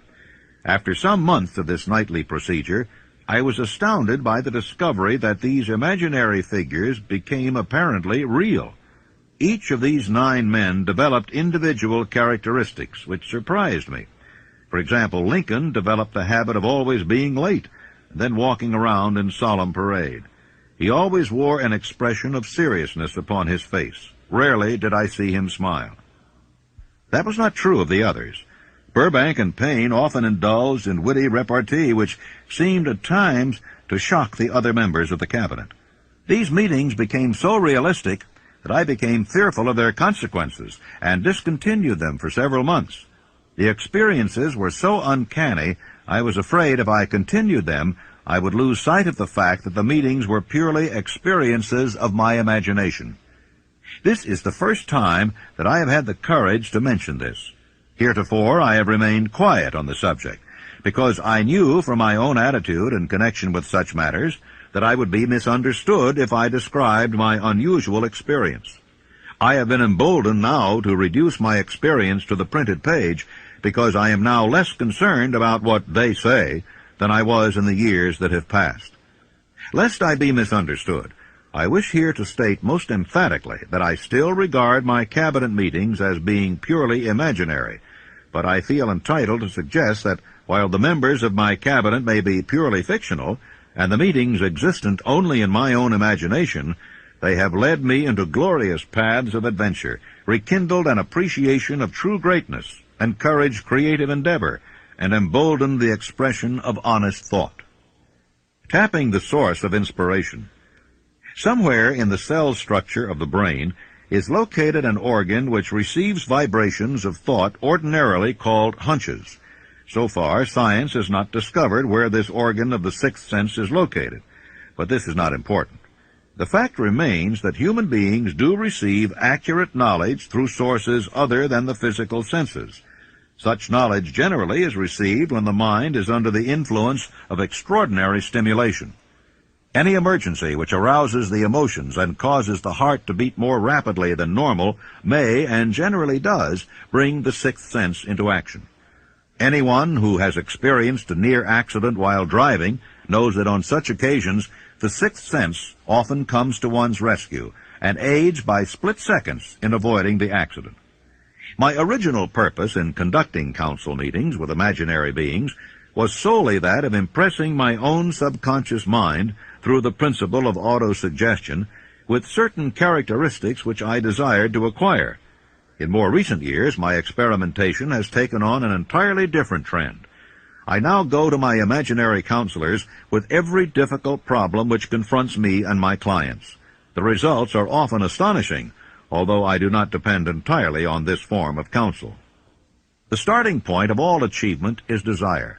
The finishing point is that brand of knowledge which leads to understanding, understanding of self, understanding of others, understanding of the laws of nature, recognition and understanding of happiness. This sort of understanding comes in its fullness only through familiarity with and use of the principle of the sixth sense. Before you can put any portion of this philosophy into successful use, your mind must be prepared to receive it. The preparation is not difficult. It begins with study, analysis, and understanding of three enemies which you shall have to clear out: indecision, doubt, and fear. The sixth sense will never function while these three negatives, or any one of them, remain in your mind. The members of this unholy trio are closely related. Where one is found, the other two are close at hand. The 6 basic fears. There are 6 basic fears, with some combination of which every human suffers at one time or another. Most people are fortunate if they do not suffer from the entire 6. Named in the order of their most common appearance, they are the fear of poverty, the fear of criticism, the fear of ill health. That's at the bottom of most of one's worries. The fear of loss of love of someone, the fear of old age, the fear of death. All other fears are of minor importance. They can be grouped under these 6 headings. Fears are nothing more than states of mind. One state of mind is subject to control and direction. Man can create nothing which he does not first conceive in the form of an impulse of thought. Following this statement comes another of still greater importance, namely, man's thought impulses begin immediately to translate themselves into their physical equivalent, whether those thoughts are voluntary or involuntary. Thought impulses which are picked up by mere chance, thoughts which have been released by other minds, may determine one's financial, business, professional, or social destiny just as surely as do the thought impulses which one creates by intent and design. We are here laying the foundation for the presentation of a fact of great importance to the person who does not understand why some people appear to be lucky, while others of equal or greater ability, training, experience, and brain capacity seem destined to ride with misfortune. This fact may be explained by the statement that every human being has the ability to completely control his own mind, and with this control, obviously, every person may open his mind to the tramp thought impulses which are being released by other brains, or close the doors tightly and admit only thought impulses of his own choice. Nature has endowed man with absolute control over but one thing, and that is thought. This fact, coupled with the additional fact that everything which man creates begins in the form of a thought, leads one very near to the principle by which fear may be mastered. If it is true that all thought has a tendency to clothe itself in its physical equivalent, and this is true beyond any reasonable room for doubt, it is equally true that thought impulses of fear and poverty cannot be translated into terms of courage and financial gain. The 6 basic fears become translated into a state of worry through indecision. Relieve yourself forever of the fear of death by reaching a decision to accept death as an inescapable event. Whip the fear of poverty by reaching a decision to get along with whatever wealth you can accumulate without worry. Put your foot upon the neck of fear of criticism by reaching a decision not to worry about what other people think, do, or say. Eliminate the fear of old age by reaching a decision to accept it, not as a handicap, but as a great blessing which carries with it wisdom, self-control, and understanding not known to youth. Acquit yourself of the fear of ill health by the decision to forget symptoms. Master the fear of loss of love by reaching a decision to get along without love if that is necessary. Kill the habit of worry in all its forms by reaching a general blanket decision that nothing which life has to offer is worth the price of worry. With this decision will come poise, peace of mind, and calmness of thought, which will bring happiness. A man whose mind is filled with fear not only destroys his own chances of intelligent action, but he transmits these destructive vibrations to the minds of all who come into contact with him, and also destroys their chances. The devil's workshop. In addition to the 6 basic fears, there is another evil by which people suffer. It constitutes a rich soil in which the seeds of failure grow abundantly. It is so subtle that its presence often is not detected. This affliction cannot properly be classed as a fear. It is more deeply seated and more often fatal than all of the 6 fears. For want of a better name, let us call this evil susceptibility to negative influences. Men who accumulate great riches always protect themselves against this evil. The poverty-stricken never do. Those who succeed in any calling must prepare their minds to resist the evil. If you are reading this philosophy for the purpose of accumulating riches, you should examine yourself very carefully to determine whether you are susceptible to negative influences. If you neglect this self-analysis, you will forfeit your right to attain the object of your desires. How to protect yourself against negative influences.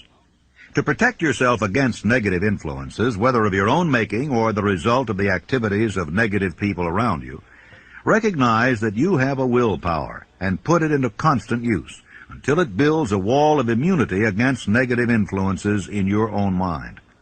Recognize the fact that you and every other human being are by nature lazy, indifferent, and susceptible to all suggestions which harmonize with your weaknesses. Recognize that you are by nature susceptible to all the 6 basic fears, and set up habits for the purpose of counteracting all those fears. Recognize that negative influences often work on you through your subconscious mind, Therefore, they are difficult to detect, and keep your mind closed against all people who depress or discourage you in any way.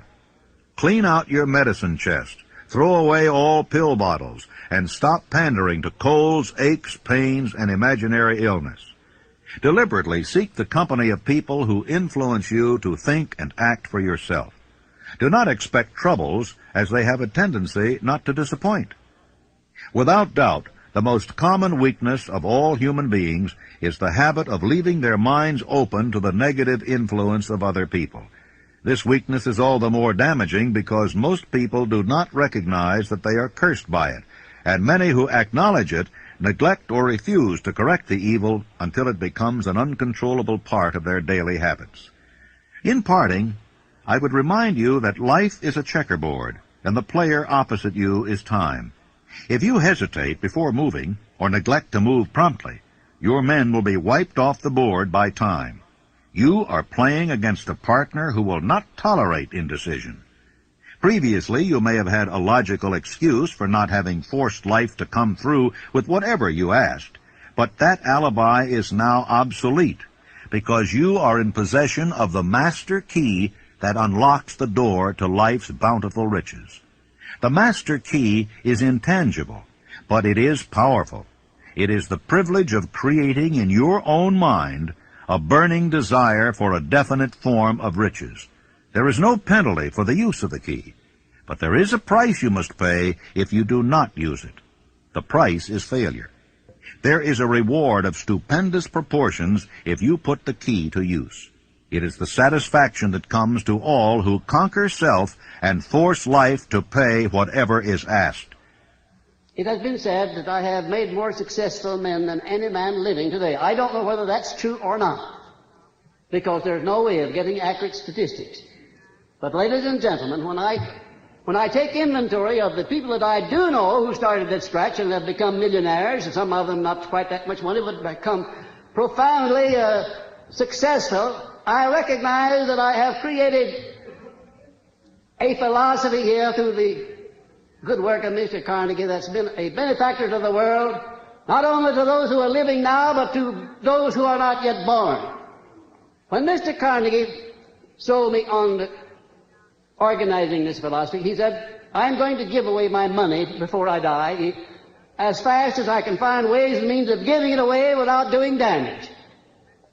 And as you, of course, know, he did just that.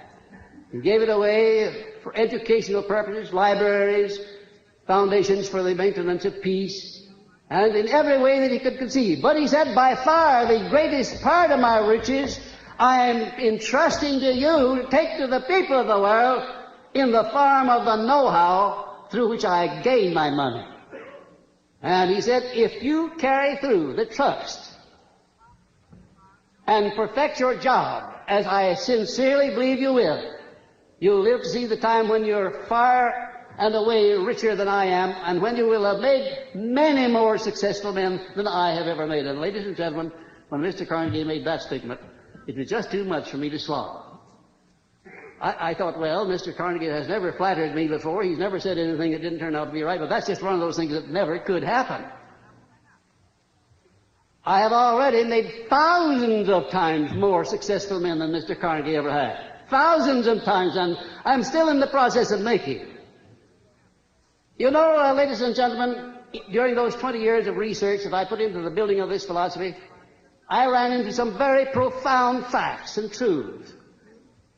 And one of them consists in this fact, that when a great crisis comes over the world, there always comes out some unknown with the formula for dissolving that crisis.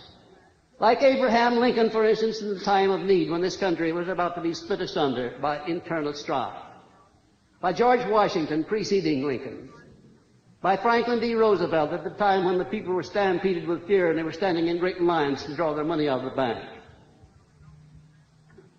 And I sometimes wonder if